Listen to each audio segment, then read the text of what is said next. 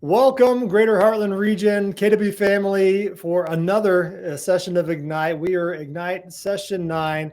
If you're here to capture more leads, you're in the right spot. My name is Clark Kendall. I serve as your regional technology trainer. I'm beyond excited to be joined today with Andy Hannigan. And Andy, welcome. So glad you could join us. Thanks so much, Clark. I'm excited about converting leads because guess what? If we have a ton of leads and we don't convert them, then what? Are we making any money? We sure aren't, man. Yeah, no. And so this is a special Ignite for me. So Andy, I was going to throw this little curveball. I mean, I don't know if you remember this. You probably don't. But probably about 5 years ago, I attended my first Ignite in my market center, which you were a visiting guest. We reached out to the best instructors for our market center and brought them into our market center, and you taught one of the Ignite sessions for me 5 years ago. So don't know, you probably don't remember that. But it's really cool to be here with you in that capacity, of course, bringing your expertise in here. And those of y'all who don't know Andy, he's been a mentor to mine, not only an Ignite instructor, but also as a MAPS coach, MAPS agent coach, also president of the KWYP chapter in St. Louis, newly adorned regional ambassador for KWYP of Greater Heartland. So now we get to work on a regional level together, which I'm so excited about.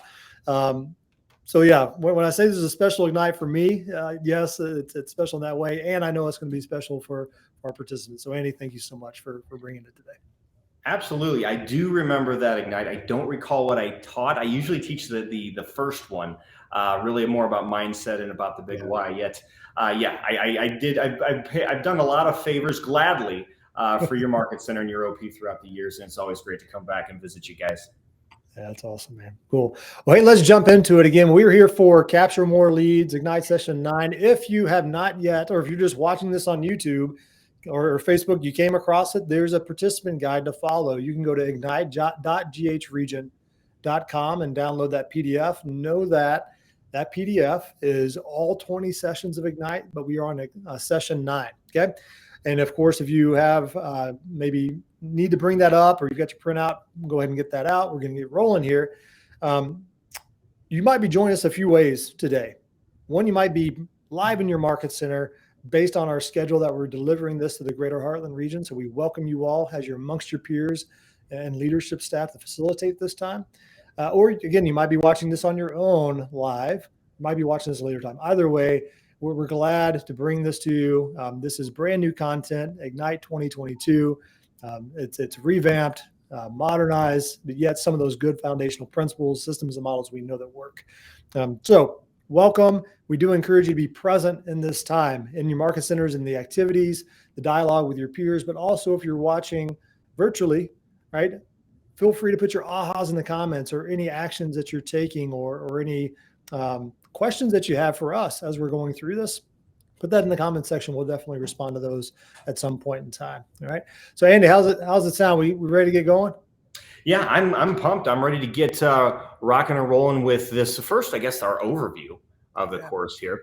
We've been talking about lead generation in general, though today we're covering the topic of capturing more leads in our segment on lead generation. So far in Ignite, you've been making contact with your sphere, those people that know you and who know you, or excuse me, those people you know and who know you. In this session, you'll discover other sources of leads. These are methods of meeting new people, getting to know them, and then having them know you, because that's a big thing, Clark. You don't want it to be a one-sided relationship, or else how are you going to get business from that? Mm-hmm. Yeah. So you'll hear it over and over again. The more leads, the better. And the more quality leads converted to contracts, the better. That's very much the case, especially in this shifted market. Now, before we begin, let's hear about the progress with the success system from yesterday.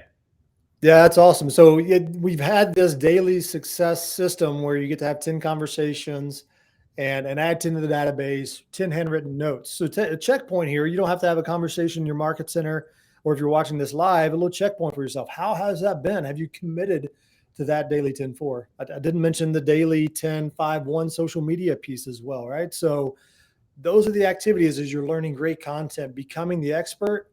Those activities will be the meat of this class to get you more business. So how are you doing on that? How are you meeting with your accountability partner? A little checkpoint there. And a big thing, Clark, too, is because this is digital, because this is online, go to your accountability partners and share your challenges, share your progress, celebrate those wins together. You're not going to have that in-person classroom experience, so bring that to you and your accountability partner as well, so you still have it somehow. That's good. Yeah. All right, so our agenda here for the day is we're going to go through this. You visualize this. You should be able to see this, at least go along in your participant guide. And yet, before we get going and Andy starts really diving into this content of going through systems and different prospecting and marketing options, it's always good to think about why you're here and what you want to get out of this time. What do you want to learn? Okay, what do you hope to accomplish or learn new or get clarity on to understand how you can get more leads and convert more leads? All right, so we're going to jump into our first activity. I know we're just a few minutes in here, but this is an important piece. Think about what you want to learn, share it with your peer. If you're in the market center, put it in the comment box below if you're joining us live, but we want to know, what do you hope to get out of this session? So take any other preparation you need to get to your participant guides, and we'll come right back.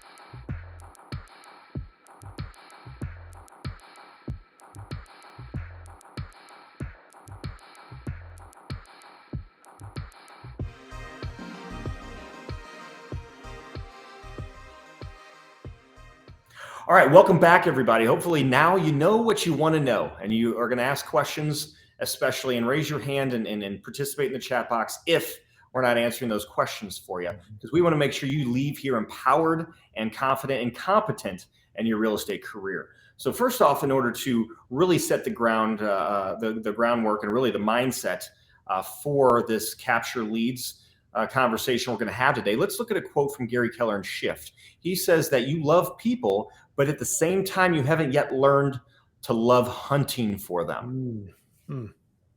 Now think about that for a minute. You love people, at the same time, you haven't yet learned to love hunting for them. Now, what does that mean to you? Let's think about that and have a discussion with ourselves and maybe with our accountability partners later on about how your love for people and your ability to hunt for people can really be what skyrockets you into capturing quality leads and converting them into business. Yeah, man. That's good. Yeah, that's awesome, man. That kind of that gets to the heart real quick. Yeah. That is a quick mindset check because a lot of us, and I think all of our biggest challenges, there's a disconnect to those two. How are those kind of related? Yeah, and the big thing too is it's about learning to love lead generation. You love talking to people the way you're used to talking to people. Now you're doing this as a job and as a career. And so you're going to have to learn how to love lead generation so you can serve those people and make them happy in a business transaction, to hunt for people who are ready, willing, and able to buy or sell real estate now or very, very soon. Because those tire kickers in a shift, well, they're going to create a lot of busyness for you, but they're not going to create a lot of business for you, right? That's right. Yep. So our objective for today is really twofold. It's to gain a deeper understanding of how to create and disseminate lead generating messages. And number two, being able to expand your referral strategies. By the end of this session, you're going to choose your top 4 or less sources and lay out strategies and timelines to generate leads from those sources. Yeah.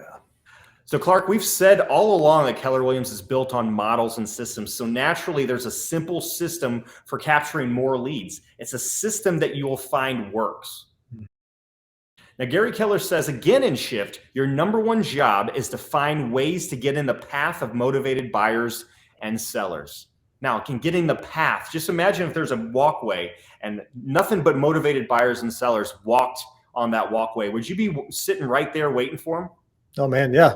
Lawn chair and drink in hand, man. Yep. Yeah, absolutely. Absolutely. And yet, that's exactly what we're going to figure out today together. What are your 1 to 4 pathways that you're going to be there looking for motivated buyers and sellers? Where are those in your life, in your network, in your community, in your market? It's always smart to be reminded of our number one job as real estate agents. It's lead generation. That's our one thing, and it's the oxygen for our business. Without leads, we have no sales, therefore no business. We're in the business of lead generation, nothing else. Since leads are everywhere, we all must be hyper aware and alert when they appear. Lead generation should always be purposeful and intentional. This slide depicts a system to help you make lead generation more purposeful. We call this message and method of your lead generation, the 2 M's, if you will. You may follow along in your participant guide, and yet it's all about having a message and using a method to deliver that message to the desired audience, whether that's phone calls, social media, door knocking, open houses. That's going to be your method. What's your message when you're out interacting and pressing flesh, kissing babies, so to speak, rubbing elbows with people that either you know or don't know?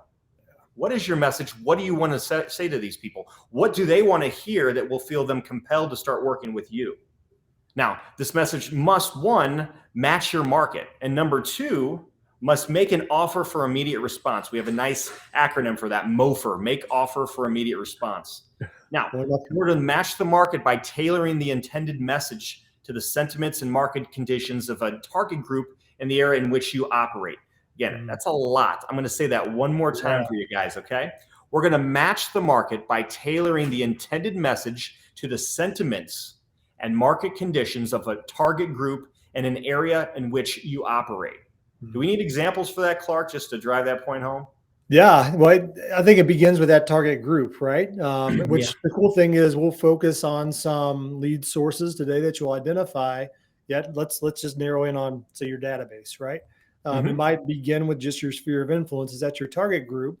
Then, as we've already kind of talked about, some of the other skill sets we understand as an agent is interpreting the market. And yet, what I love about this is talking about the sentiments. Well, you don't really know the sentiments of your target group unless you connect with them, right? You're exactly right.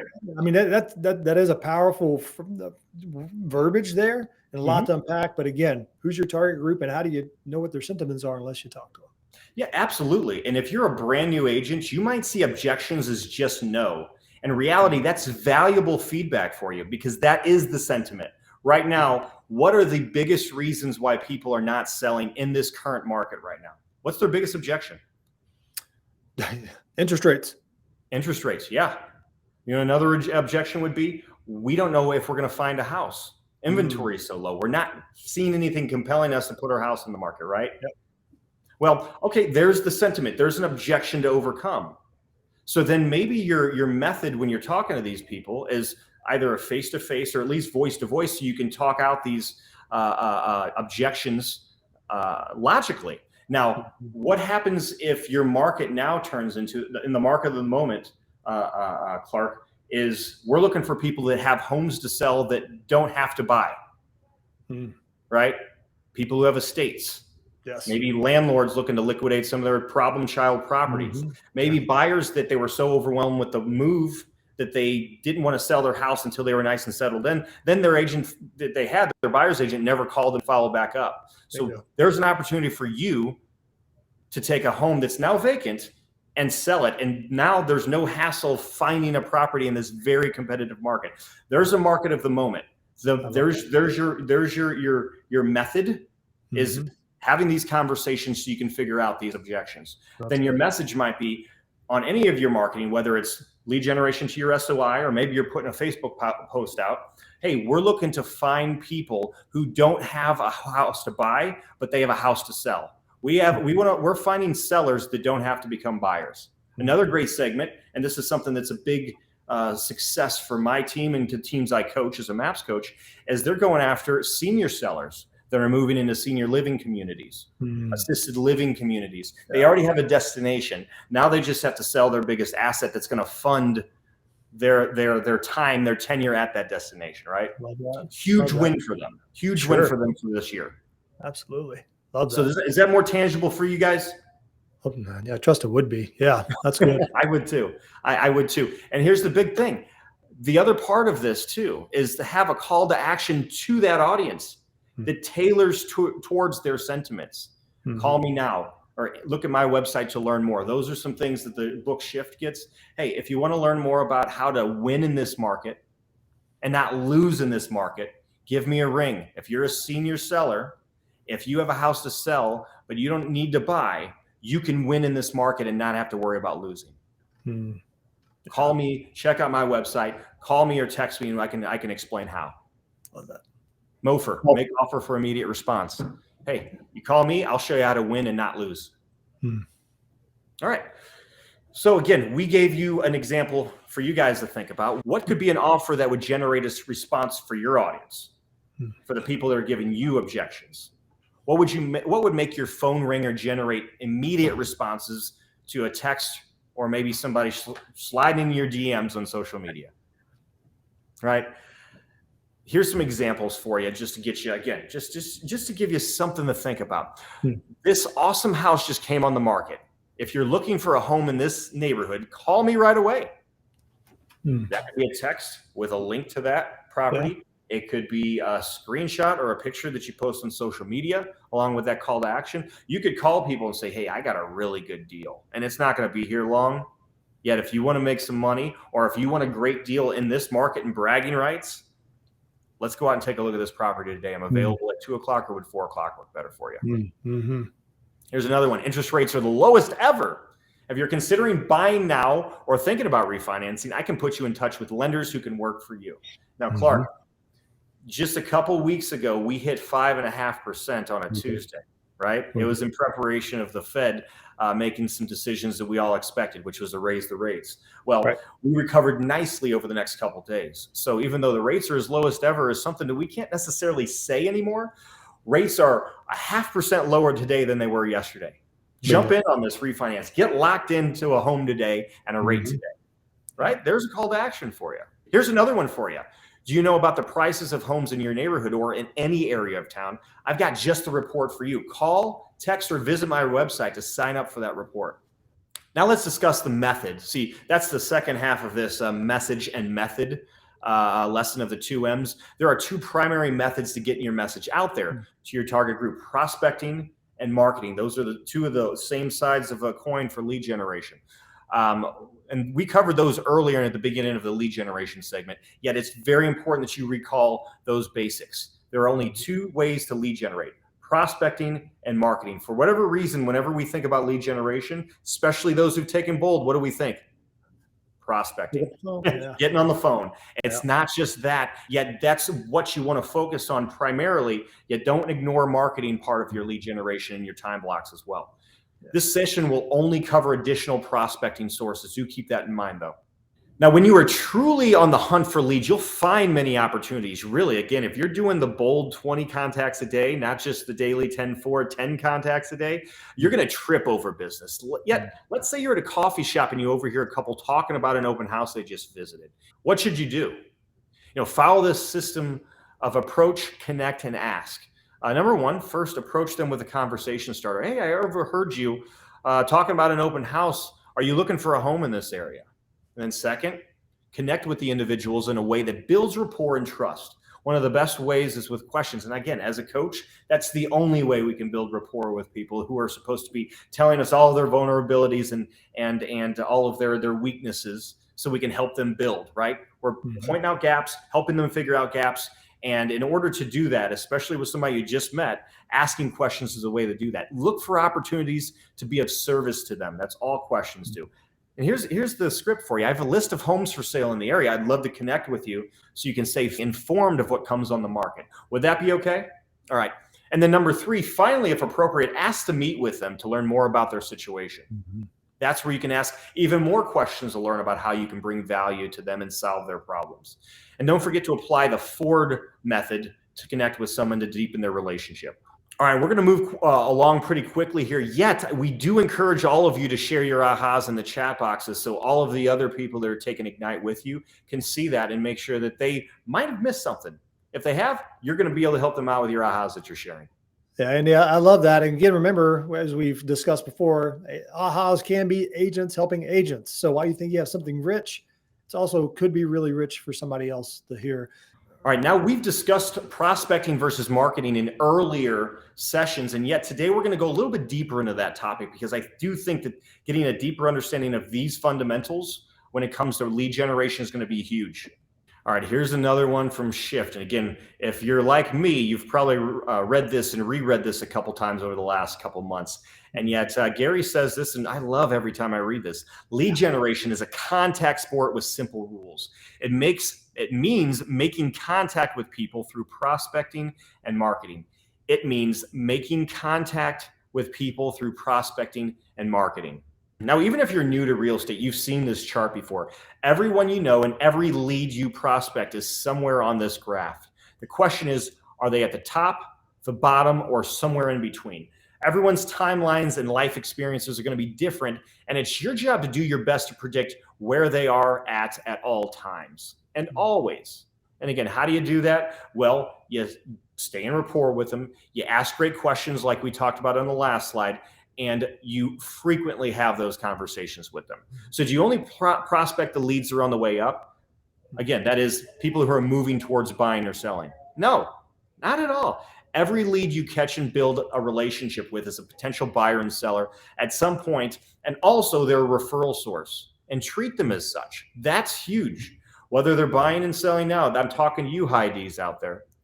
If they're buying and selling now, great. If they're not, and they still give their information up to you, maintain that relationship and make sure that even if you do like them, high eyes, I'm talking to you, that you're also talking about business and conditioning them, asking them to be your extended sales force and ask for referrals for you. Because if not, you're leaving a lot of money and a lot of great referrals on the table. So who do we prospect for and when is the big question? Well, if you're a pure lead generator or if you're a veteran in this industry and have seen this firsthand, the answer is you prospect to everyone all the time. You call them until they buy or they die, or they tell you to stop bugging them. Now, again, that's not going to happen that often. I've been lead generating for 15 years. I've done over 30 bolds. I can count on both my hands, yet again, 15 years and still less than 10 people that told me never to call them again. And I lead generate, again, 20 contacts a day. Until I became a coach, I was doing that every single day for about 9 years. And still, you're not going to get that many people. The fear sometimes is people are going to tell me not to not to contact me. That's not the case. You want to contact everybody all the time. Don't be so judgmental. Allow people to surprise you with how well they receive you. So you saw this slide in session 5, and it's here again to remind you of 2 methods of lead generation. Again, prospecting and marketing, and that your business should be prospecting based and marketing enhanced. Again, just because you have a lot of people that you can reach on your Facebook page or your LinkedIn page or on Instagram does not mean that it's more valuable than when you reach out to people by phone call. People still want to hear from you, and they want to hear your voice. A lot of times they want to see your face too. And that's where you're going to deepen your relationship. So make sure you're prospecting and you're not allowing anything to replace that, especially marketing, because then you fall into that trap of, you know what? I lead generated today at the highest level possible because I posted 4 times on Facebook. Not going to cut it. Trust me on that one. I've fallen in that trap. Learn by my mistakes, please. Why is it better to be prospecting based and marketing enhanced? Well, especially in the shift, there's a huge reason why. So Clark, why is it more important to be prospecting based and marketing enhanced versus the other way around? Well, I think our natural tendencies, we'd like to be marketing based and get all the business we could possibly ever want. Yeah, that's not a reality. I look at the slide or what in your participant guides at the bottom. Would I, if I don't know where my next deal's coming from, or if I would like to have right now business, that immediate results just stands out, right? If I don't want to sit there and wait for the next deal to happen, then I can be proactive and actually find immediate results. I would like to know exactly where my next deal is going to come, and you do that fastest by prospecting. Absolutely. Absolutely. And again, if you look at MEREA, the Millionaire Real Estate Agent, it might take up to 2 years for your marketing to really take effect and give you the full benefit of the people in your data bank. Prospecting gets you in front of people right away. Yep. So again, if we're full-time real estate agents, are we going to wait 2 years before we start making money at a high level? Or are we going to get out there and hunt today and get in front of people? Mm-hmm. Now, again, also, it's going to be a lot more important for you during this shifted market where leads are going to be fewer and farther between for you to get in front of these people before marketing does. Because when you prospect, you get to these people and you have conversations and can convert them way before, sometimes months before marketing ever does. Absolutely. You're beating them to the punch, basically. Yeah, good point. Yes. And again, here's another part. Prospecting is essentially free and simply requires your time to complete it. Marketing costs money, and it's more of a wait and see method. Kind of already talked about that. Wait and see. Might be months before they actually do something. Also, prospecting builds a business that will thrive in down markets. Prospecting is shift proof. So our last 2 sessions were about open houses and social media. Now, prospecting helps support awareness and lead generation around your open houses, and social media can be a prospecting tool as well as a tool for marketing. So I'm going to refer you guys to the participant guide for the list of prospecting sources for the MEREA, the Millionaire Real Estate Agent. There are many prospecting sources to share your messages through. Have you tried any of these sources that are in the participant guide? If so, would you mind sharing your experience? Clark, what about you? Yeah, oh goodness. Especially early on in the business, trying to get a little sample flavorings of what I like. Yeah, it was expireds, FSBO, circle prospecting, door knocking, open houses, all those were definitely things I spent time on to get a taste of what I wanted. So I've tried most of them. Probably the only thing I did, teaching and speaking, was not a portion of my lead gen. I know we talk a lot about buyer seminars, seller seminars, which I would probably keyed in on that one in the beginning, but that didn't do that one. What do you think's missing from this list here? Ooh, that's a really good question for prospecting. Think about when this was written.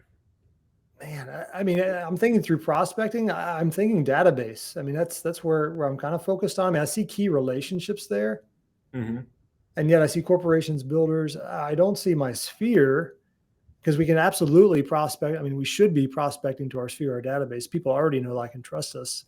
I don't see that one yet. Anything else I'm missing? Yeah, the big one is this. The MEREA was published in 2003. Social media didn't exist in its current incarnation. It definitely wasn't as popular back then.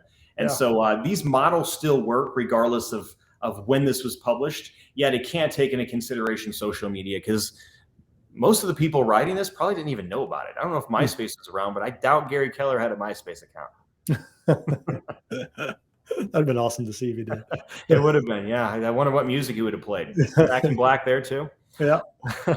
How do you think it's best to approach prospecting? And again, this is for all of you guys to think about. Go inward with this. Do you think it's best to select several sources to try at once, or is there a source that would be best to start out with and follow through?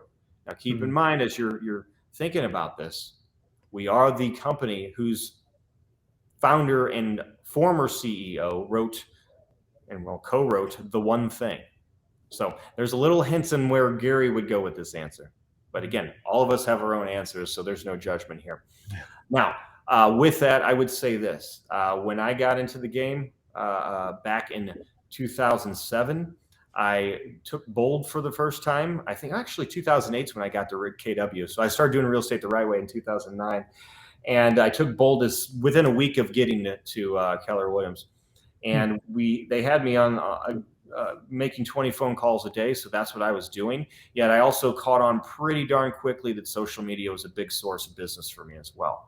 So I really had two sources of business. And really, again, with taking Bold and getting over the KW, I did 36 deals that year, having done 3 for a career in my first 2 years combined. Wow. So think about it. Once I focused and I had the right training, all I had to do was succeed after that. That's good. Keller Williams surveyed top agents and found that there was really 2 things. They focus on their top 4 sources to get their best return that way. See, I only had 2. I wasn't the top agent then, and I guess I was a slow learner. And number 2, the top source is repeats and referrals from their sphere of influence, SOI, and their data bank. More specifically, past clients within your SOI, within your data bank, is going to be the best way for you to get referrals. Again, why? Because they've worked with you. They can vouch for you firsthand. And a lot of times you do it right, you get testimonials, so you have proof that they like you. Right. Proof in the pudding. Yes, absolutely. All right, looking at this list, the prospecting list, which sources would you consider pursuing? Again, remember, you already have at least 1 down because it's your SOI. Go ahead and circle SOI, and then circle the other 3 that you would choose to focus on right away.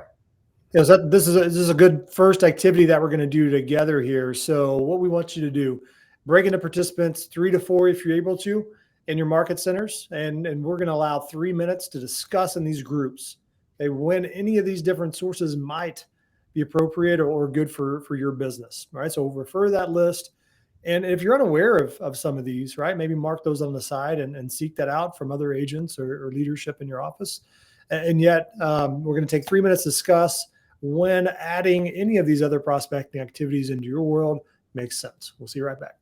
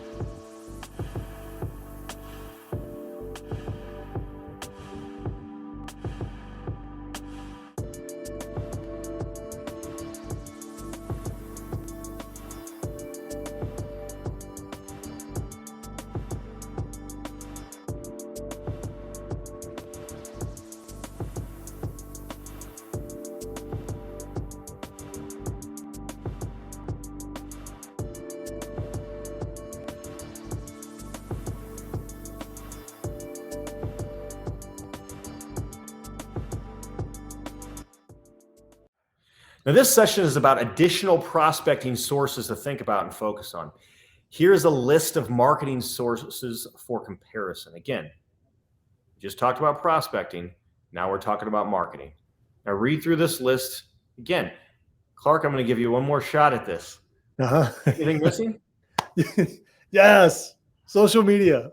All right. Yeah. Social media. Again, it was not available back then. And it's both a prospecting and a marketing tool. Remember, I joked about it before. Slide into people's DMs. Prospecting. Marketing. Putting something out there. I had this great house I'm going to be viewing today at 2:00. Text me, call me if you'd like to join me. Simple as that. Now, you can quickly understand that marketing has related expenses and may take a little bit longer to see results. Command does offer an easy way to set up Facebook advertising for a very low cost, and you can learn more about this in Command and at answers.kw.com. I'll say that one more time, answers.kw.com. Now, in addition, there are courses on Connect that will walk you through this process. There are sources that use both prospecting and marketing. These are my favorite because then we get to combine the two and really supercharge your business and your pipeline. For example, open houses, which was covered in section 7, we'll talk about geographic farming in a few slides, as well as seminars, events, and referrals. What common prospecting method do you use with open houses? Think about that. You can make phone calls. If you have the right information, you can do circle prospecting around that, or you could door knock, invite people there. I mean, I've seen even some agents on busier roads, and sometimes when they do open houses for commercial properties, standing outside and handing out flyers, waving people in there, not just letting the balloons do all the heavy lifting. Now, yeah, and one thing I was going to say, one thing I had, this is where my first listing came from. It was an open house that my actually productivity coach set up for me, and it was the first one I did by myself. And I was like, all right, I know the plan is I got a door knock on 100 doors. And I did it. And the strangest thing, that first listing came from somebody that I didn't even think was a great door knocking. Actually, it's kind of weirded out because the gentleman opened the door and like sheepishly took the flyer and just like closed the door, and there was barely a conversation. And yet they came to the open house and we're all smiles and thankful that I invited them when they got to the open house, and we set it up and got my first listing. It was awesome. So it does work. And sometimes when my coaching clients, again, some of them can have 30-person teams, or they can be just a single agent still out on their own. Either way, when they choose to get back to basics, they'll find out a lot of times and report back to me when they do this level 7 open house and they door knock. A lot of times they're finding buyers at the open house, though when they're doing the prospecting, they're finding people in the neighborhood who are thinking of selling and respect the heck out of somebody who's going to door knock and do things that they aren't experiencing with any other agent. Absolutely. This is a tryout for sellers. This is a tryout for their listings. What will you do to sell my listing? Well, there you go. You're proof. You're living proof of that. Now, we talked about door knocking a lot. This is your opportunity, again, to make the neighborhood aware of the open house, and B, invite neighbors to the open house to meet you, not the house. They get to see the house. To meet you, though, see an active listing in the neighborhood, and perhaps maybe they'll refer a buyer to you, because what we found out is the only thing worse than a roommate that you don't like that you can kick out is a neighbor that you don't like that you can't. So they're going to want to bring neighbors and people that they like into the neighborhood. Why not give them directly to you, the listing agent? Now, again, what are your ahas? We're going to let you share these in the comment boxes, the chat boxes like you've had below, and really think about it. What really hit home on that lesson there? What are you going to take away from this and implement and again, focus on as one of your 4 sources so that you can build that big business for yourself that you've envisioned?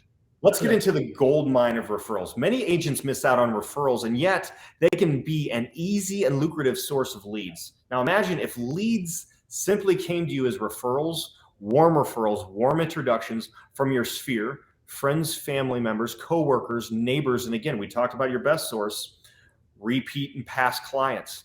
Think about how warm that introduction would be, how easy those conversations would be in those presentations with very few objections whatsoever. That's what you're looking forward to when you're getting referrals. Now, we'll talk about the different types of referrals and the systems to put into place to make the most out of your referrals. Number 1, we're going to be looking at 4 different things. We're going to look at client referrals, agent-to-agent referrals, worldwide referrals, and then business-to-business referrals. Again, when you get referred, not only do you get warm introductions, but you do get feedback. That is feedback that somebody trusts you because they think you will do a great job with somebody that they know. They trust you to make them look good. And all that we had to do is execute at that point. As mentioned earlier, top agents rely on their sphere and clients as their greatest source of referrals. Some agents even say 90% of their business comes from referrals. Our boy Mike Hicks with his referral script, his promise script, over 90%. He did almost 500 homes last year. 90% of those 500 came from referrals, from his promise script, from his current clients. Isn't that crazy? That's awesome. Yeah, absolutely. Now, it begins with setting the expectation with your sphere that your business runs on referrals and that you trust them to provide referrals of people who they know and actually have a real estate need. Now, that's it, right? Well, not exactly. Yes, you have to set the expectation. Then you have to follow through with your promise, the promise to provide value. You must be a deserving of a referral, and that is you must be referable, right? Referable. Now, what do you have to do to make that happen? Just take care of your clients at a high level. And yet the relationship with your sphere and your clients is meant to be reciprocal. You have to provide value. You're going to build trust with that. You're going to deepen trust with them. And then they're going to know the value you provide. And then, and only then, will they refer their friends and family to you. Again, the value exchange never stops as long as you never stop providing value. It's a wonderful cycle. It's a wonderful relationship, and it's a win-win for everybody because you're taking care of them, they're taking care of you, and then because they're taking care of you by referring people that they care about. And when you're taking care of people they care about, that's a wonderful win-win-win situation. Yeah, Andy, that makes sense, right? I mean, some of these agents that have that we've researched what their top lead sources are, top four, SY being number one, as they've served so many great people, there's exponential hockey stick growth, right? Like if you're just beginning the business, you don't have those clients just yet or not in abundance to refer you yet. Yeah, once you close 5, how many of those 5 referrals get you? They might turn into 10, and those 10 turn into 20, right? It just grows, but it takes some time to get that big boulder moving and get some momentum.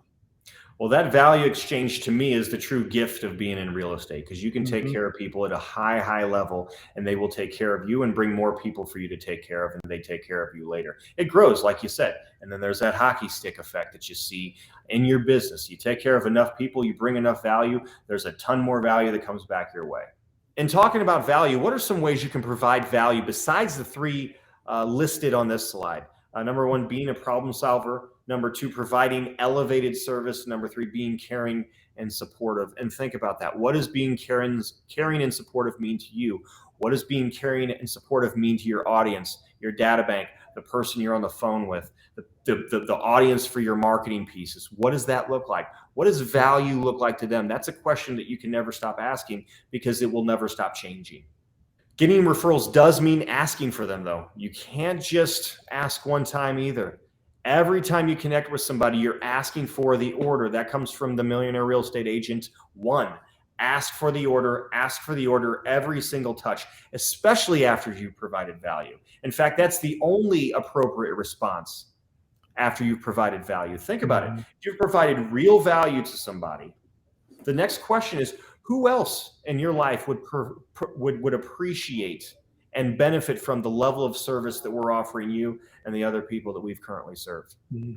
Who else could benefit from this value? Think about that question.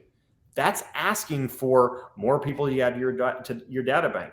That's asking for buyers and sellers. That's asking for talent to add to your team when you do get that hockey stick effect that Clark talked about and you need help because now your business is 3 times what it was just last year.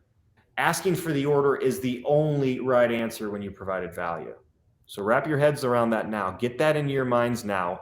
If you're confident and you're competent, you ask for value. If you're one or none of those things, you don't ask for value. As a coach, I know that because we start having mindset conversations around talented agents who have conquered their markets and still want to grow, yet they are afraid to ask the people they provided top service to, world-class service to for business. Get it in your mind right now. If you don't feel confident, if you don't feel competent, keep attending Ignite. Take all the training you need till you get there. Get all the coaching you need till you get there. Now, here's a question. When would be the best time to ask for a referral? Now, I've alluded to when it's after you provide value, though here's a couple other perspectives. Whenever there's a moment when a client expresses gratitude or they're happy and excited, again, when there's a lot of great positive energy, that's a great opportunity for you to ask for referral. If you don't see a lot of that, maybe we got to question whether or not we're bringing value. There's another one. At the consultation, contract, or of course at the close of a transaction, when the client's the happiest. These are areas where you've done your job. You've met those major benchmarks. Again, you're getting the job done. Now ask for an opportunity to get the job done for somebody else. All right, so now we're going to get into client referrals. All right, here are a few sample conversation starters in your participant guide. I'll just go over them really quick. Yet again, role play this and maybe go over some scenarios with your role play partner, your accountability partner. You know, my goal by the end of the transaction is for you to be so thrilled you will tell everyone about me. That's a Mike Hicks script. How do I know? My team uses it. It's the promise script. Who do you know that would like an experience that you've had? Sound familiar? Did we just not talk about that earlier? Oh, we did. If I have provided a stellar experience, it would be of the greatest gift if you refer me to your friends, family members, and coworkers so that I may provide them the same experience. Just think about that. If you said any of those three after sticking the landing, so to speak, would you have a challenge with that?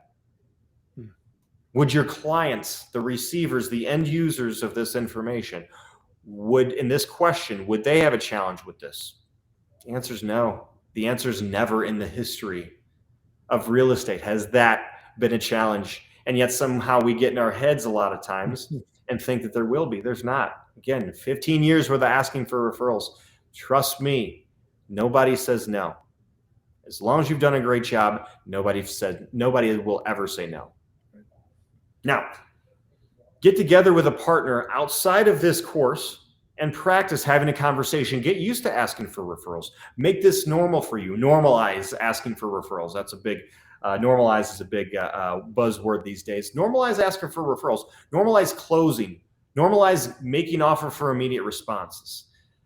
Whatever you want to do, get used to just asking for the business. Bring value, ask for the business so you can actually deliver value. Now, whenever you receive a referral, whether the referral turns into a business or not, it's important to reward the behavior of providing that referral. Again, thank the referrer profusely. This can be as simple as a gift card for coffee. It could be a text message of gratitude. It could be a handwritten note. Treat the referral source even better than the referral. Again, I'll say that again. This is extremely important. Treat the referral source even better than the referral, because the referral is business. The referral source is repeat business from a raving fan. Now, many agents track the people who provide referrals by tagging them in command or their data bank and continuing to reward them throughout the relationship. Again, great referral sources get perks that other people do not.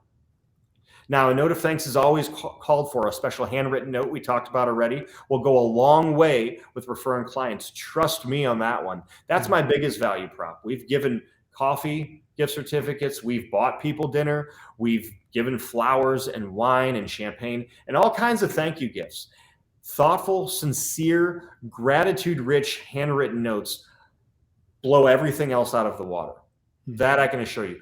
I will say this in all seriousness. We gave away a Peloton last year, and the person that won it was more excited and more touched by my handwritten note 2 years earlier than they were about winning the Peloton. Not joking. I will be as bold as to say that handwritten notes with authentic gratitude are more important to your people than a Peloton. Yeah. We don't get enough of those. That's right. I agree. Yeah, absolutely. And just think about it.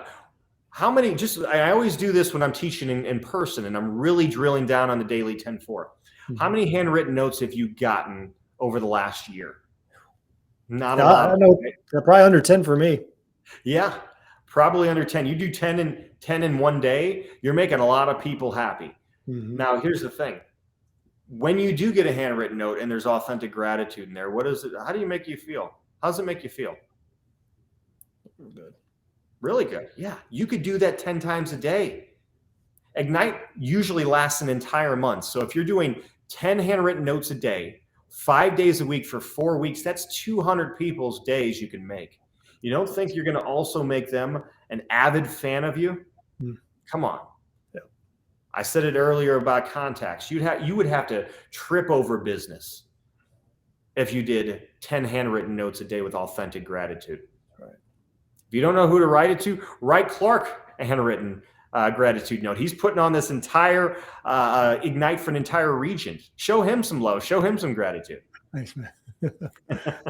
Absolutely.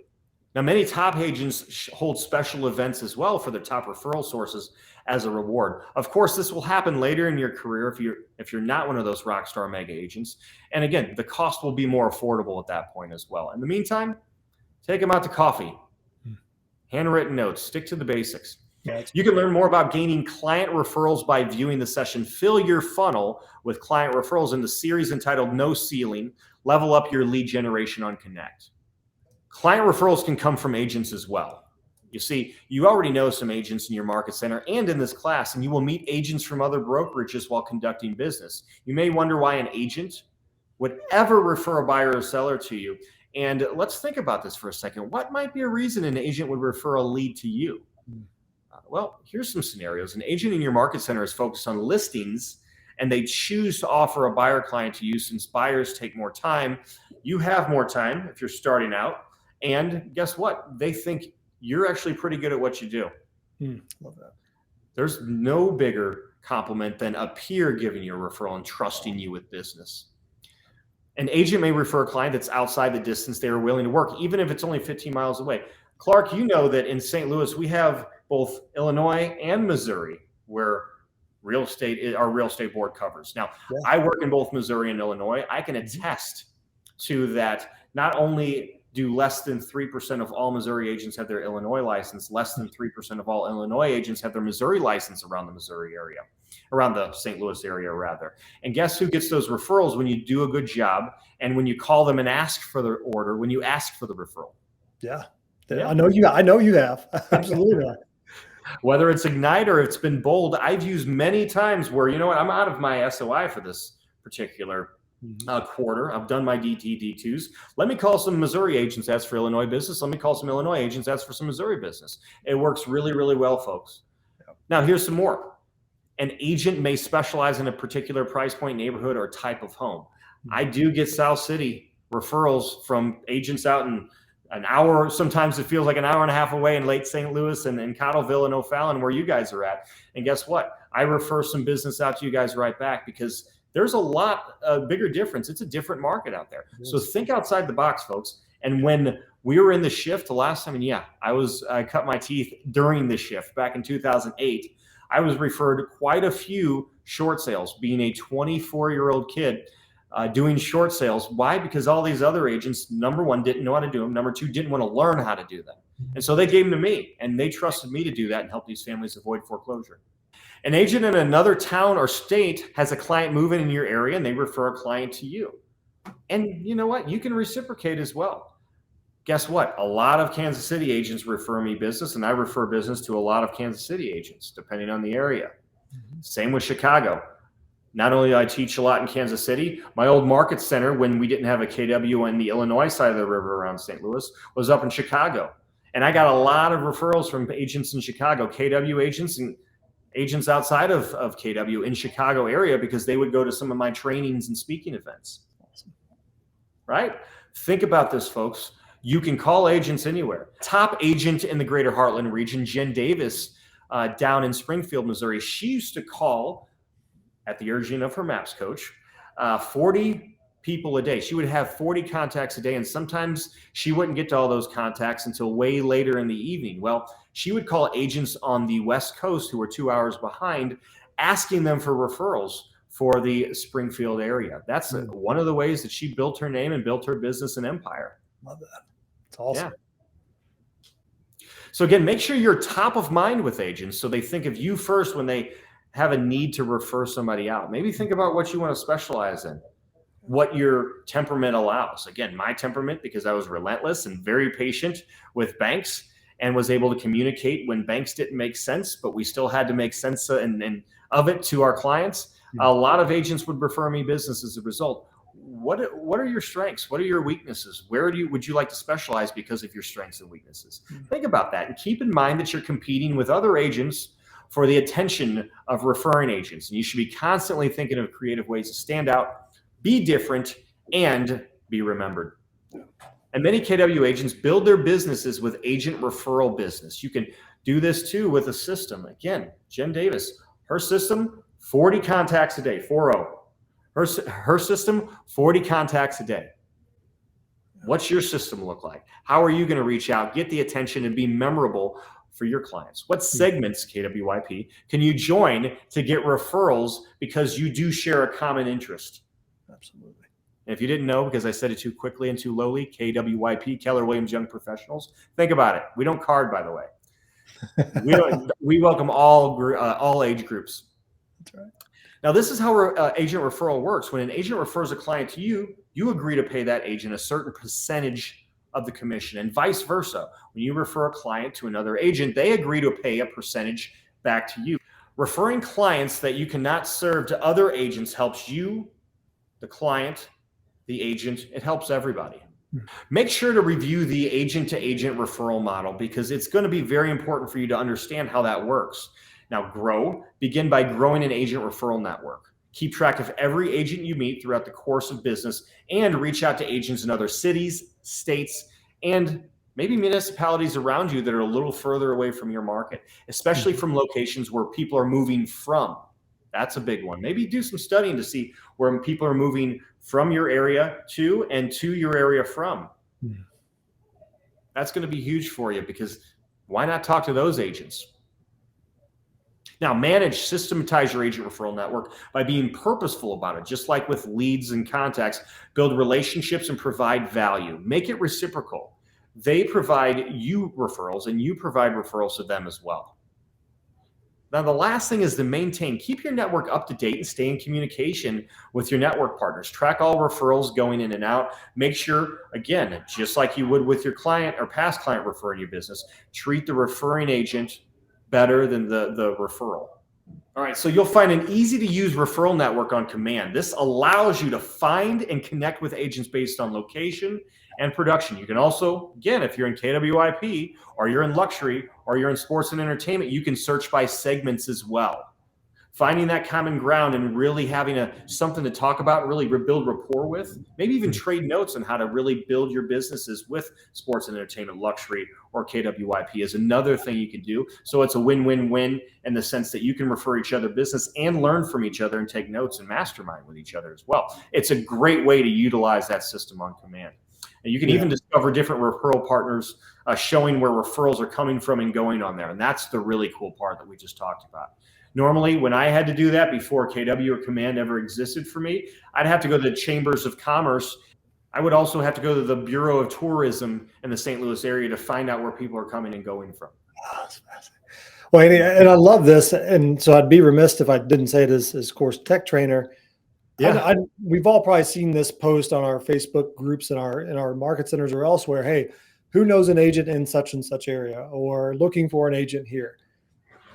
Every time I see that, it's my goal to refer to the referral network, right? You have an instant, we're making yourself resourceful. You can find not only an agent in a certain area, you can see the past deals that have been done on a certain street within the past 12 months, right? So if you want to find a hyper-local expert within our KW network, it's there. So I always make it a point when I see that. I actually got an article, I always just copy and paste and put it in there. That way they're equipped to go and find that. It's too good not to use.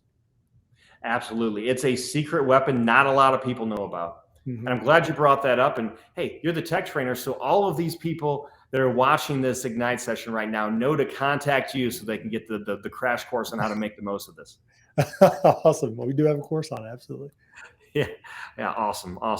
Well, so here's other great sources for finding information about where people are coming from to get into your market, and where they're going from to get to your market are the census and the IRS. The U.S. Census tracks this as domestic migration. So keep that buzz phrase in mind, domestic migration, when you're looking in the U.S. Census tracks. The IRS tracks migration by seeing how addresses change on individual tax returns as well. This data is easily found on their respective websites.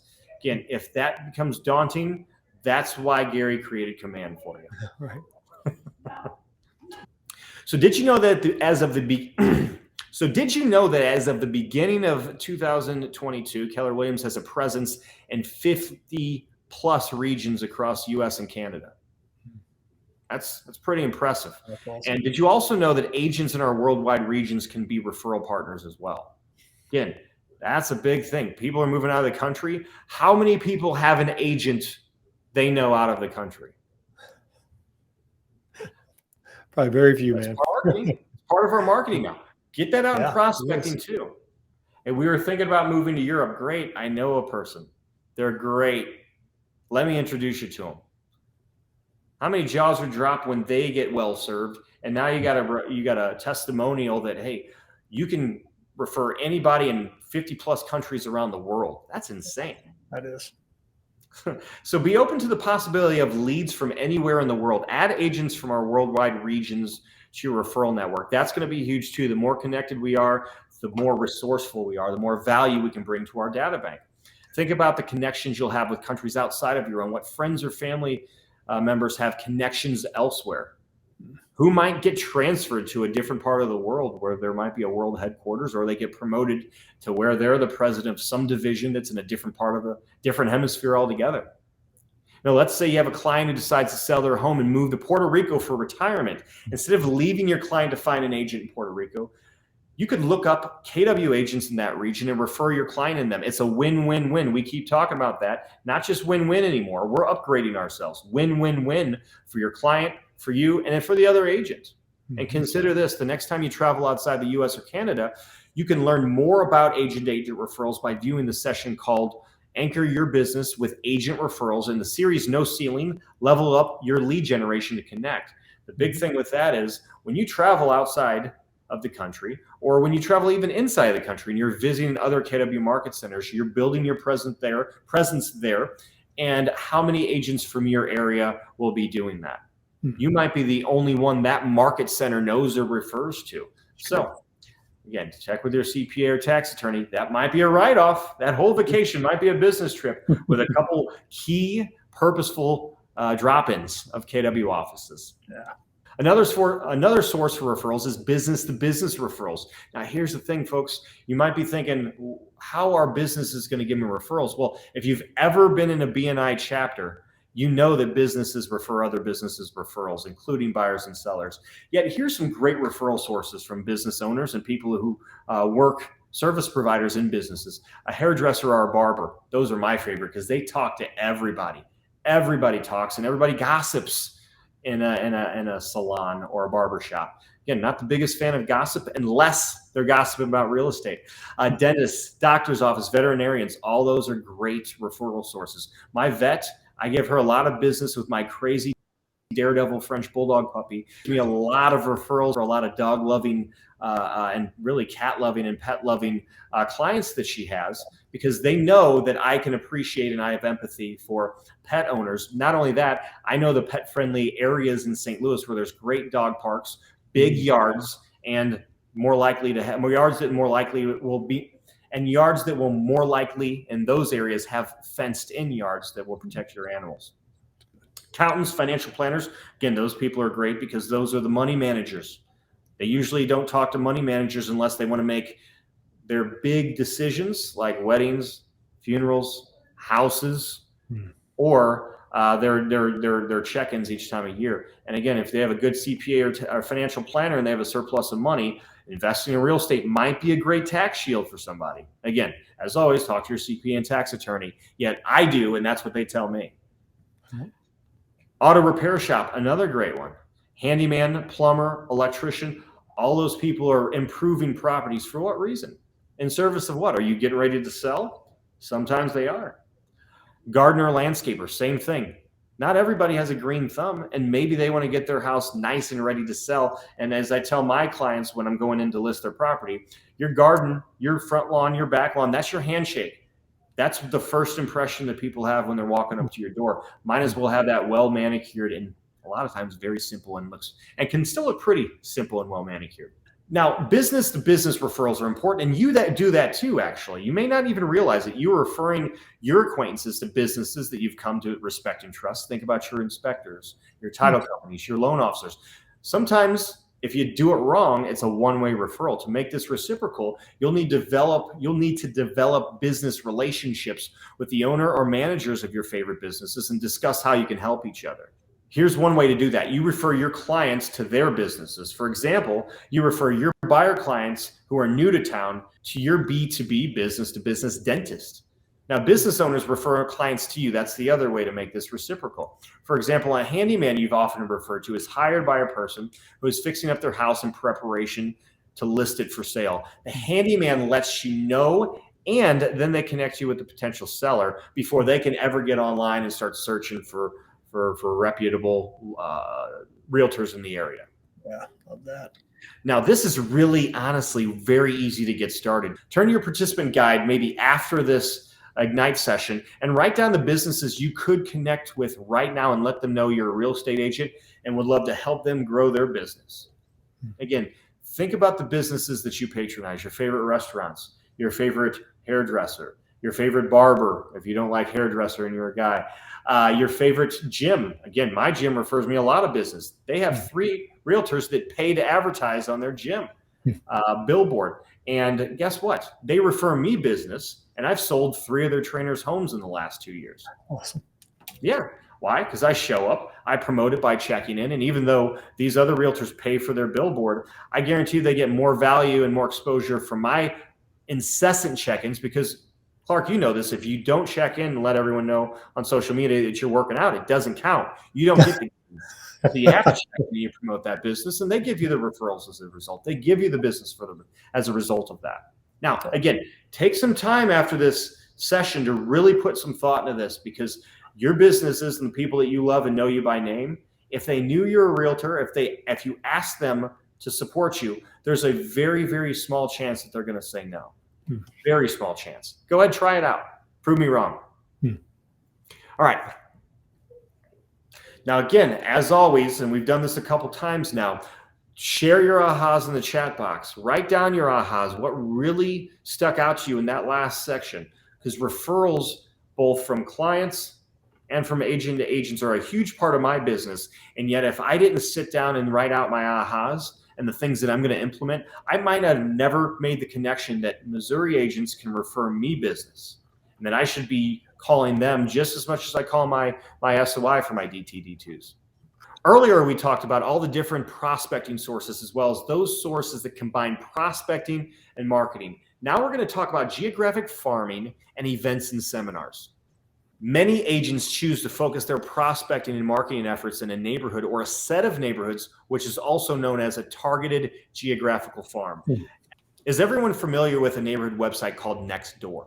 Well, it's a social media platform as well, and it's a geographical farm that is similar in that it's essentially targeted messaging within a neighborhood. When you choose to farm a neighborhood, be aware that it will yield or not yield, rather.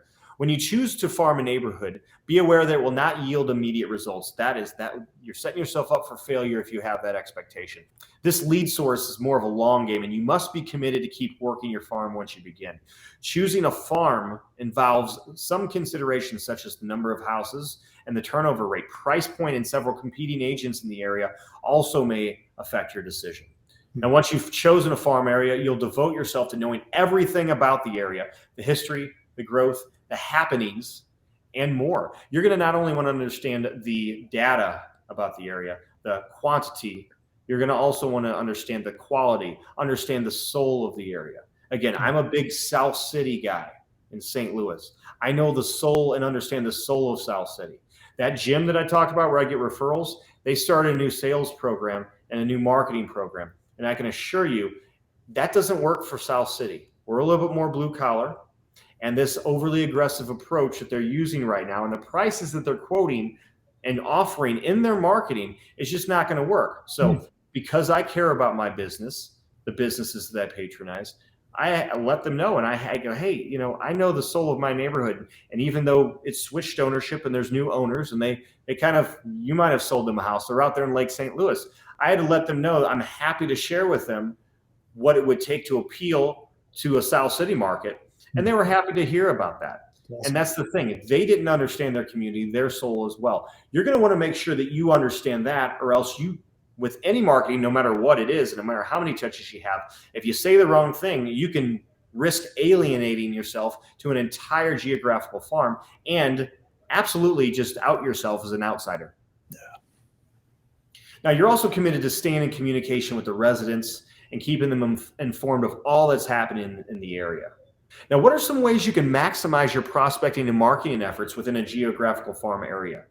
Now, think back to the lessons about an open house and social media. Also consider your daily success system with conversations, adding contacts to your data bank, and sending handwritten notes. How can you make all this work, and how can this translate into a successful geographical farm? Again, set aside some thinking time after this Ignite session and really think about that. In fact, set up a plan. Start with just a few houses, and this can be anywhere you live or anywhere near where you live, and in an area you would like to live as well.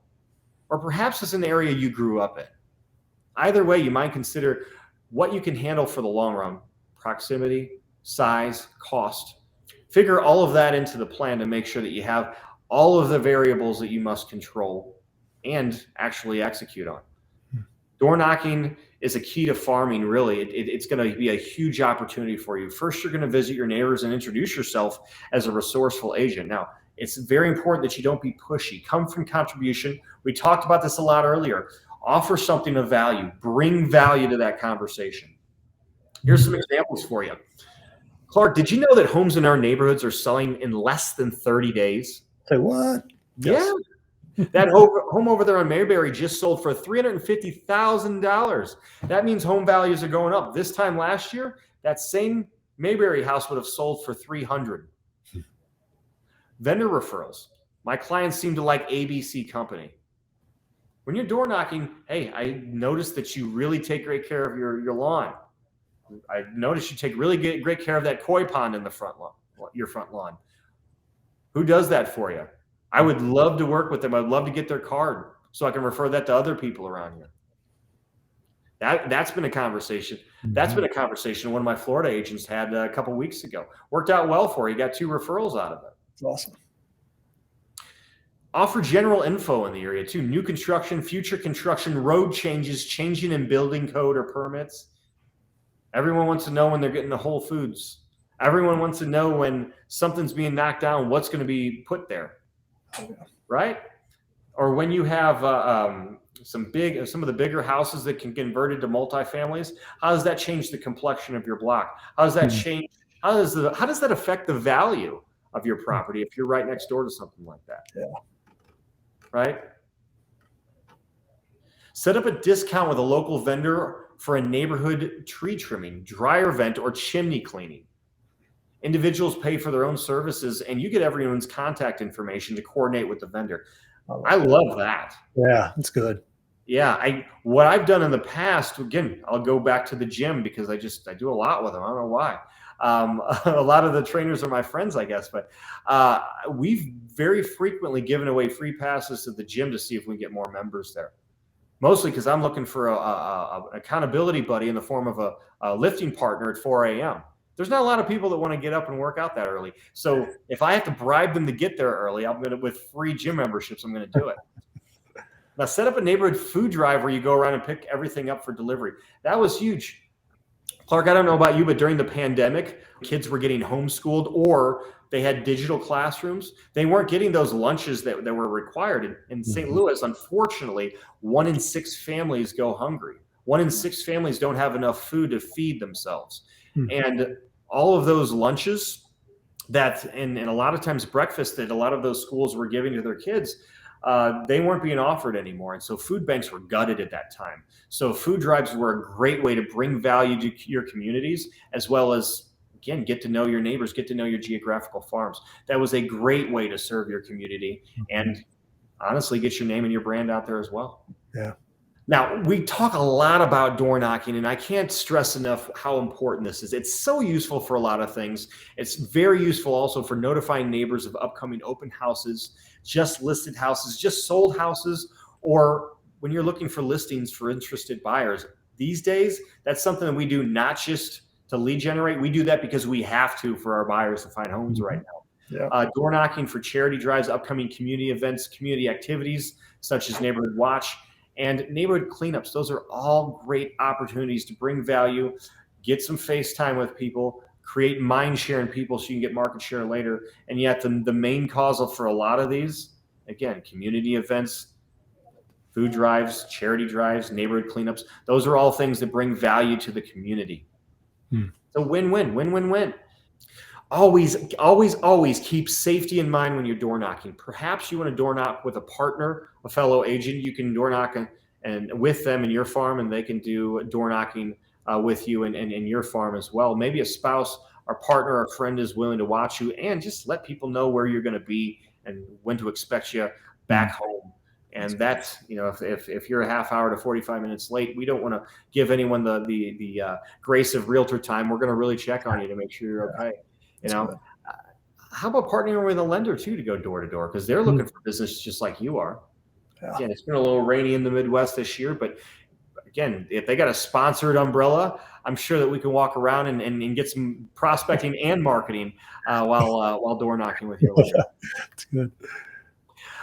Two final sources of leads are going to be through events and seminars. Now, events are get-togethers organized or hosted by you. Successful agents, a lot of times, they're going to get very creative when it comes to events. Events are meant to attract leads, and they don't have to relate directly to real estate. So let me give you some ideas here. Neighborhood park cleanups.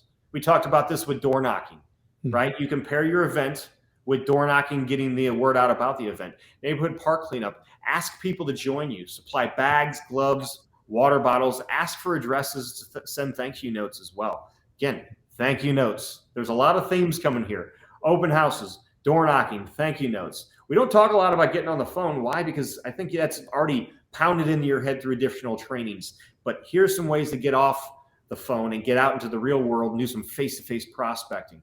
And thank you notes, even though that's not prospecting, it's more like marketing. It's the most powerful marketing tool you have. Family front porch photos. Set up dates and times with those people who choose to participate. Take photos with them, then text them the photo or send it by email. Bingo. You got enough contact information to put it in your data bank. Virtual game nights. Invite people via social media, select names and contact info, and have fun with this. We did this with, and I'm not so proud and actually rather embarrassed to talk about this, but our team did a Tiger King showing.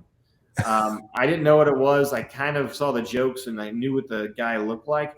Yeah, we did a virtual Tiger King showing. I think we did a trivia Q&A afterward with prizes virtually during the pandemic, and it was a huge hit. Again, don't make yourself suffer like I did through Tiger King. There's plenty of other popular things going on right now. Like, I don't know, I don't watch a lot of TV.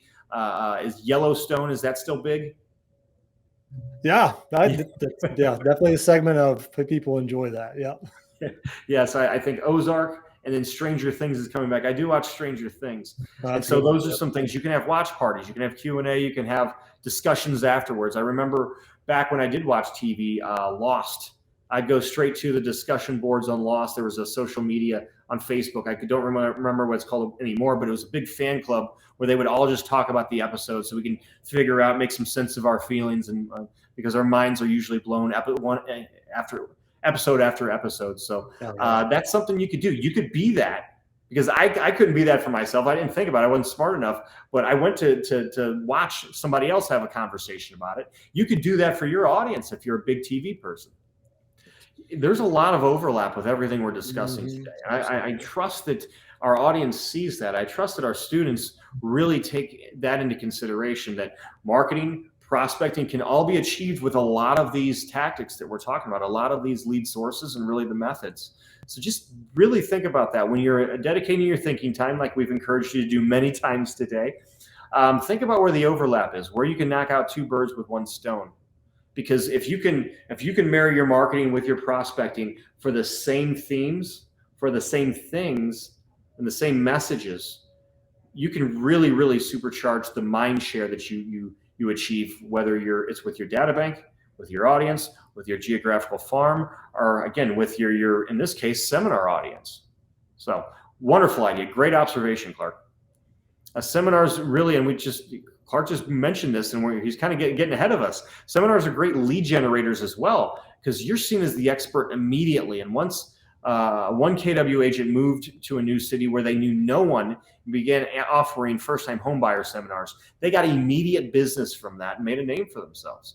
And you can download the ready-to-go seminar materials that are on Connect under KWU. And again, you and I, Clark, as MAPS coaches and teachers, as well as coaches, we live in KWU and all the resources that are there for you. Seminars are a great way to diversify your data bank while still expanding it. Now, there are underserved communities in every region. What if you intentionally learn about those communities' needs and set up seminars to serve them, to plug those needs, right? We have innumerable examples of agents who have built their businesses helping those that nobody else was serving to become homeowners and investors. Investors being the big one, especially right now where agents are going, man, I'm either working with cash investors that are willing to overpay, but I'm not going to work with a new novice investor. What if you did first-time investor seminars and groomed your own stable of investors? Those are repeat clients that are probably buying multiple times a year, not once every 7 to 10 years like we've grown accustomed to, right? And if you like them, you get to work with them again and not just have this grab bag of new clients that you may or may not like. Okay, an agent who serves a community with a large Somali population, many of whom are devout Muslims, hosted a training session with an expert on Islamic finance for this underserved community. You see, the Sharia law that forms the basis of Islamic banking prohibits charging interest. Expecting 10 or so attendees, she actually hosted 75 ready, able, and willing clients needing to buy or sell property.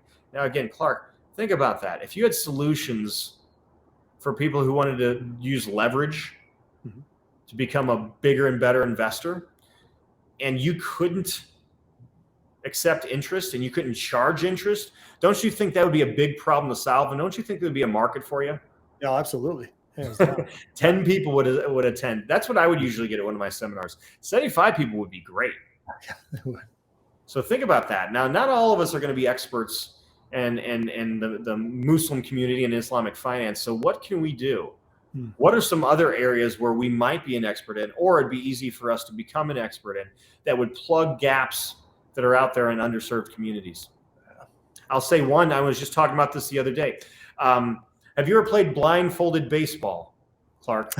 I have not, but I know I've invited you to play many times. You have. Has at least 2 or 3 teams every year.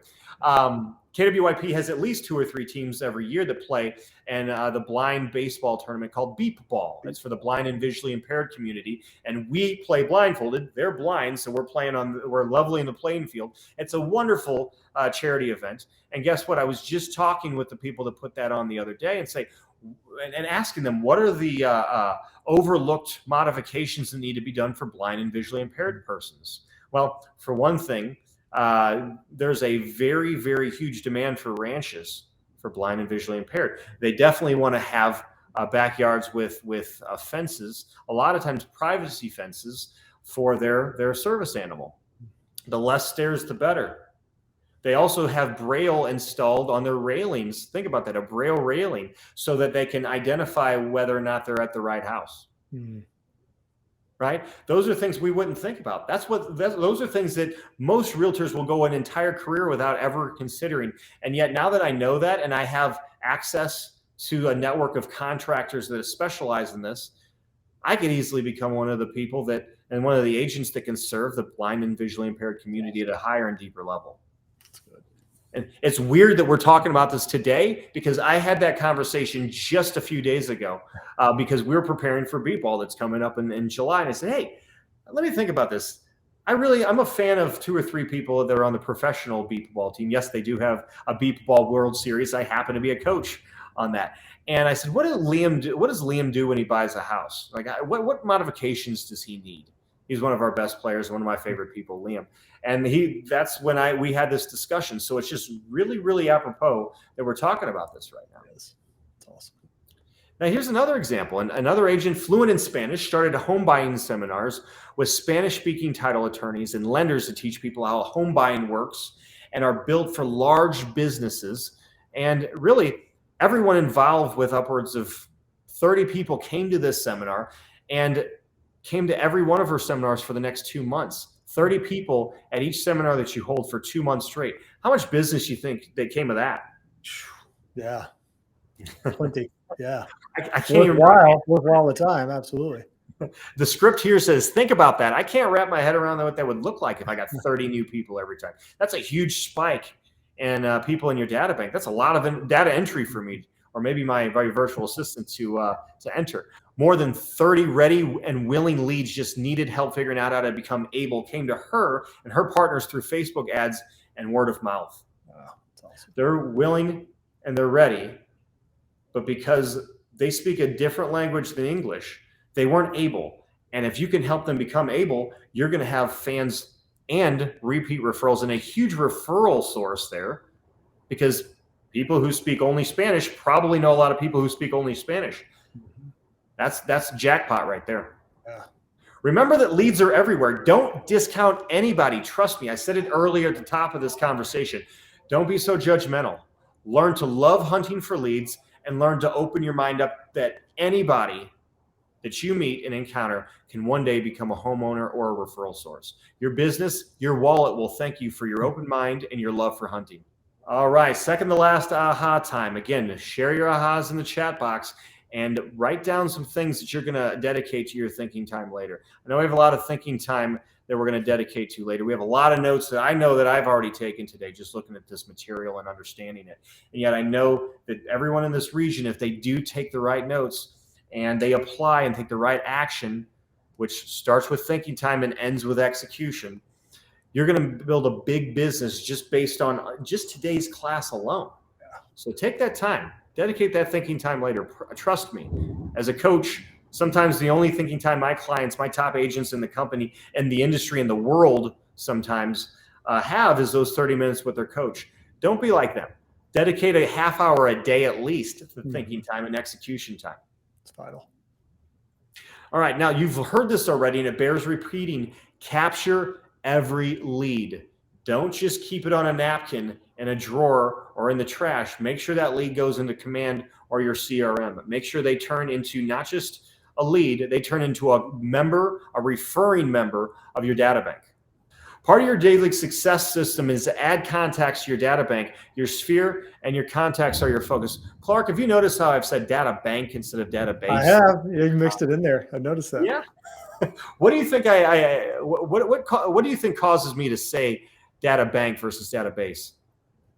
Do you understand the premise of what that database is to you and your business? What that ultimately results to in profit for you? Yeah. And our friend Lance Logan says it a little bit more succinctly and maybe a little cheekily. He says, I call it your data bank because that's where the money comes from. Mm-hmm. Yeah. He's a smart guy. I would listen to him a lot. And I do. Every piece of advice he's given me, when I've used it and I've listened to him, I've made money. When I went the opposite direction, I might have lost a little bit. Now, the big thing is you will also add leads to your data bank. Now, because you've learned today throughout this entire conversation, you will eventually build relationships with your leads and move them to the status of contacts. And that's a big thing. Having contacts, having contracts. Once you have that, that's when the money starts coming in. That's when you get paid for your efforts. Yeah. Now, who can remind us of the difference between a lead and a contact? Well, I'll do that. Leads are people you have the right to at least have a one-way conversation with. Contacts are people you have permission to have a two-way conversation with and with whom you've established a value-based relationship. Simple enough. Leads one-way, contacts two-way. When you've earned the right, meaning you've provided enough value or you've been persistent enough that they reach back out to you, now you have a contact. Now you have the potential for a relationship. Keep that in mind. You've earned the potential for relationship. You haven't earned a relationship yet. You still got to bring value the entire time, build rapport and trust, and follow through on your promises. Now, putting leads in your data bank as soon as you can helps you keep track of them and allows you to stay in communication with them. Now, there's help for adding leads and contacts to Command. You can check that out in the Command Your Business course, our Ignite KW Answers article, or look directly in answers.kw.com. Again, you can check out the Command Your Business course, to find out how to add leads, or you can go to the Ignites KW Answers article or look directly into answers.kw.com. Now, this is the final lesson in the lead generation segment. Before we close out this very important segment and topic, let's take some time to generate your personal lead generation plan. Again, this is where the thinking time comes into play. You'll have time to think over all the aspects of lead generation that we've covered today and build a plan that you can execute. So again, number one, you want to connect with your sphere. Number two, build and feed your data bank. 3, capture leads from open houses. 4, build community with social media and capture leads. 5, execute a referral strategy. 6, choose a geographic area to focus on your door knocking efforts. And 7, consider events and seminars. Now, make sure you use a check mark to indicate where you will take action on these 7 steps. You don't always want to do all 7 of them, yet choose the ones that you will do. Sure. Now, you should have the number 1, connect with your sphere. Number 2, build and feed your data bank checked. And really, you're going to want to choose your last 2 sources of these 7. Again, no more than 4. You remember, I only had 2. I was kind of lazy, I guess. Yet, you no more than 4 because you don't want to confuse yourself. I'll remind you again, we are the company whose founder and former CEO wrote the book, The One Thing. So ultimately, you're going to have one thing that you're going to want to do first. Then once you've earned the right to do a second or a third or a fourth thing, then you're going to want to get to that. So also rank them in order. That would be a huge tip that I would offer anybody, whether you're building a business plan or just a lead generation plan. Mm-hmm. Now, share this with your accountability partner and ask them to hold you accountable to this, and offer, again, because we're reciprocating value, offer to hold them accountable as well to all the tasks and deadlines that both of you have set out for yourself. Now, as we wrap up our learning session and transition to creating our lead generation plans, make sure that you spend time one last time with your ahas. What did you take out of today, and what are you going to utilize moving forward to create the business, the career, the life that you've envisioned when you got into real estate? Let's keep that energy high. And I promise you, when you make your list, dedicate yourself to thinking time, focused, purposeful thinking time, and then after that, planning and executing, you're going to take off. Right? This class is called Ignite, and everything that we offer you, every single slide, every single sentence, or every single script is designed to absolutely ignite your business or reignite your business. So please take this seriously and execute. And Eddie, as we're probably wrapping up our ahas here, I mean, one for me that I love how this Ignite content's written, and definitely the expertise that you brought into it. I'm sure there's something here that has sparked something in somebody, right? Like finding out that lead generation can be for me, right? Whether it was geographic farming and door knocking and being that connector for your neighborhood, or a seminar to a certain purpose, or something came up that you're like, yeah, I think that's more me than circle prospecting as a possibility, right? So take this time to revisit what really sparked in that. So that's what that I'm just encouraged, right, in this moment that if they again, as you mentioned, if they are able to take and seize the opportunity to do so. Absolutely, I think that's a great point. And there's a couple things that we'll end with too. If I were teaching this to each and every one of you in person, I always dedicate the first half hour to get all of the negative thoughts out of the way, all of the limiting beliefs. If you're in bold, all of the drunk monkeys, all the objections you're giving yourselves on why you can't succeed. And sometimes it lasts a full hour, not a half hour. Sometimes if you really have some people who are not seeing how they can succeed right away, we might spend a full hour to help out on the mindset portion of this. Mm-hmm. We don't have that luxury, and that's okay, because what I'm going to do is I'm going to make sure that Clark has my information, and you can reach out to me if there's anything that I can help you with. I love a challenge, and so far I've been able to meet and overcome every mindset challenge I've ever come across as a coach and as an Ignite instructor. So my number, call or text 314-324-1245. Again, 314-324-1245 is for you. And again, if you have an objection or if you want to overcome something, or if you'd like to learn more about MAPS coaching or KWYP, please reach out to me. I'm happy to help and serve you guys and serve this region as this region has served me for the last almost 13 years. Now, my 13-year anniversary will be September 1st of this year. And I always want to give back because we've gotten so much. And one of the biggest reasons is because myself and the people now in my employ have adopted almost all of these strategies at one point or another that were listed today. So go out and execute at a high level so you can be here one day, giving back, teaching, and providing value for everybody else. All right, Andy. Yeah, thank you again so much. And you hit the nail on the head there, right? Not only can you speak well about these things and teach, you're a model for it as well. And so thank you for bringing that passion and expertise. So we're going to go ahead and shift it over into the daily success systems. And if you're in your market center watching this, right, amongst your peers, going into the role play sessions and being able to lead generate together. Again, this is where the business begins to ignite. So we're going to transfer it over to there. If you have any gaps in between or time gaps between now and when that begins, go back and do some of these activities. If you had to do one activity before those daily success systems begin in your market center, generate your lead gen plan. That last activity, spend some good time on that, put something in place to take action. You'll be well served. So, Andy, thank you again. It was an honor. My pleasure. Absolutely. So we'll come to the next session for Ignite. We're actually going to move away from lead gen. This kind of wraps up this core topic of lead gen, and we're going to be again moving into lead follow-up and Ignite sessions. I don't know why we would ever want to get off lead gen, but okay. All right. All right. Thanks again. We'll see y'all next time.